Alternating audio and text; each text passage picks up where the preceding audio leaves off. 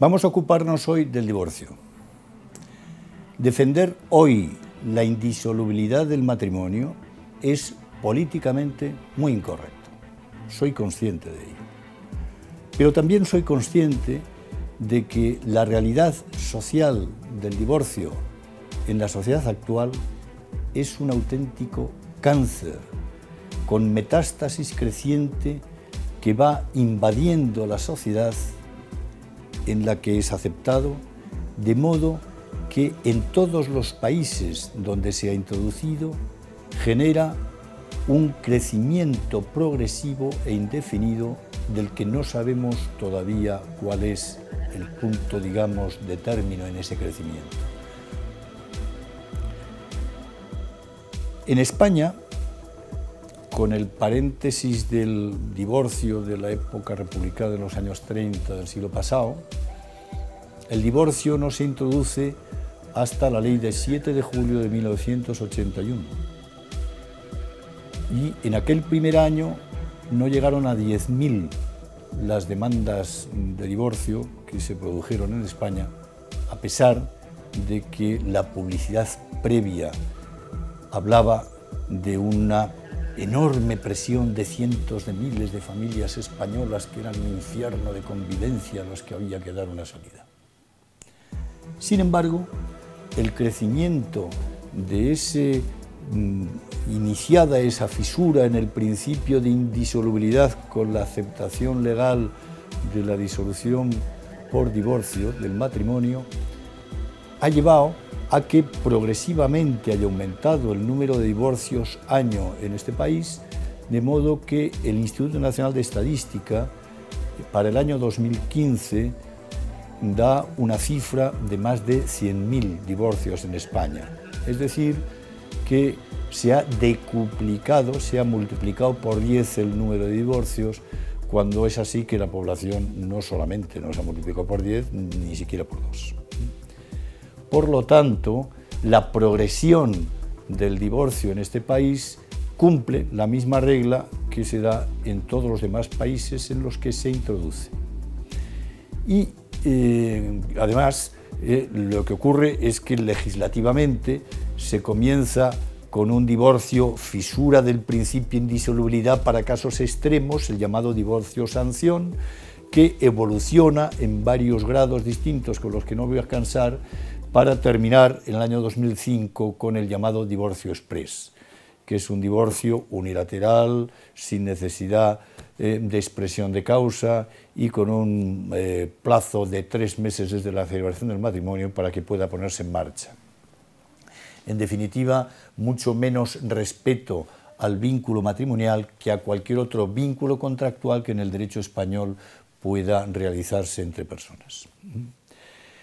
De las causas y de las reflexiones que el divorcio me propone, me voy a centrar únicamente en 2 porque es un campo extensísimo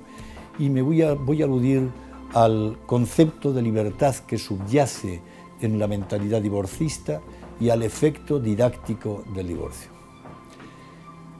En cuanto al concepto de libertad, la raíz de la mentalidad divorcista radica en que la libertad en la que se cree es una libertad de contenido negativo, es decir, se define la libertad como carencia de vínculos. Tiene su origen en la Revolución Francesa, responde a un abuso de la libertad vinculante que en el ámbito contractual se había producido en la sociedad del antiguo régimen, creando los fideicomisos perpetuos y las manos muertas,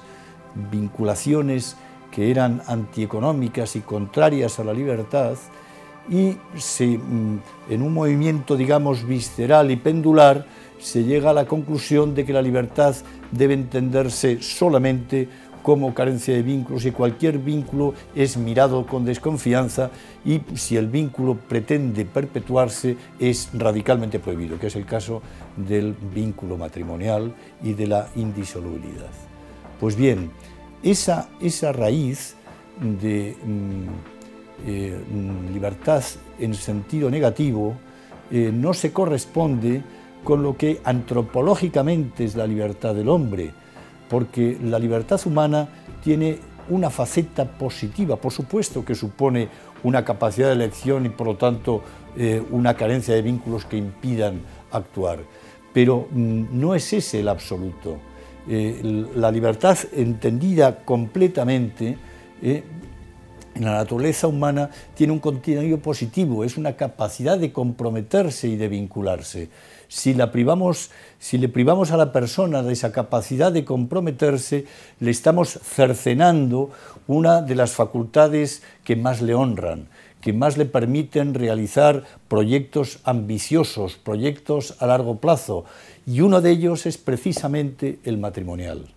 Pero es que además, en la esencia del amor conyugal está ese darse con carácter biográfico, no a término, no a condición, no a plazo determinado.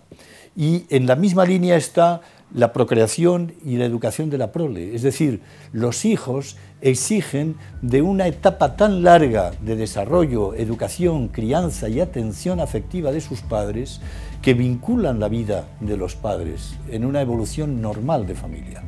Por lo tanto, no solamente no es un disparate la indisolubilidad, sino que más bien es una pieza que encaja en el puzzle completo de lo que es la naturaleza de la familia, el desarrollo de los hijos y la educación de los mismos. Y estamos viendo, de hecho, cómo el divorcio causa un daño enorme en los hijos, que luego se traduce en una espiral de crecimiento del divorcio. Y con esto entro ya en la segunda reflexión, que es el efecto didáctico del divorcio. Me explico. Se están haciendo estudios longitudinales, es decir, seguimientos biográficos de hijos de divorciados en comparación a hijos de familias intactas a lo largo de su vida afectiva y conyugal. Y es impresionante la diferencia estadística que se produce entre un grupo y otro de estudio. En el caso de los hijos de divorciados me estoy refiriendo a un estudio de Judith Bernstein en Estados Unidos hace unos años, en el que el 85% de los hijos de divorciados antes de los 40 años han repetido el esquema de divorcio de sus padres, o bien en uniones esporádicas o bien en divorcios ya consumados a lo largo de esa etapa. Lo cual quiere decir que han aprendido del divorcio de sus padres, no por reflexión, porque ellos padecieron el divorcio de sus padres. El efecto traumático del divorcio y el proceso de duelo de los hijos, que está muy descrito psicológica y psiquiátricamente, es impresionante en dolor y sufrimiento. Pero la forma de aprender del ser humano es por ósmosis de sus padres. El ejemplo de vida que han vivido es el que convierten en norma propia, de modo que cuando son mayores ellos repiten lo que ya vieron en sus padres. Han dejado de creer en la estabilidad del amor conyugal porque así lo vieron y así les enseñaron sus padres al separarse y divorciarse. Y repiten en sus vidas el proyecto frustrado de amor conyugal que vivieron sus padres. Lo cual hace que a las crisis matrimoniales que en cada generación se producen por causas diferentes de esta, se sumen las de los hijos de divorciados, que con ese aprendizaje osmótico, que por su plasticidad, por su recepción del entorno adulto, lecciones de vida prácticas, independientemente de reflexión racional, porque si hicieran una reflexión racional evitarían el dolor que a ellos les causó el divorcio de sus padres. Sin embargo, la lección de vida que reciben es la de que el vínculo conyugal, el amor no es estable, la vida es inestable y por lo tanto la mía también. y pasan a engrosar el número de los divorcistas y el número, por lo tanto, y quizás es uno de los motivos por los que en este país, donde ya se cumplen 36 años de la introducción del divorcio y ya son muchas cohortes de hijos de divorciados que han ido accediendo a la mayoría de edad y a esas etapas de las que hablaba Wallerstein, se va cumpliendo el que a otras causas, que no hace el caso ahora señalar, se añaden las de los hijos de divorciados que aumentan la tragedia de la familia española en este momento en España. Me gustaría acabar estos minutos de reflexión sobre el divorcio con algún contenido positivo, porque sigo pensando que siempre hay una salida para la familia y para el matrimonio y que lo que hay que hacer es construir en positivo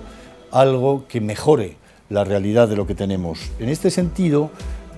formar a los novios en ese concepto de libertad responsable, capacidad de vincularse, de poner ilusión y de superar obstáculos, que por supuesto los hay y no hay que ocultar,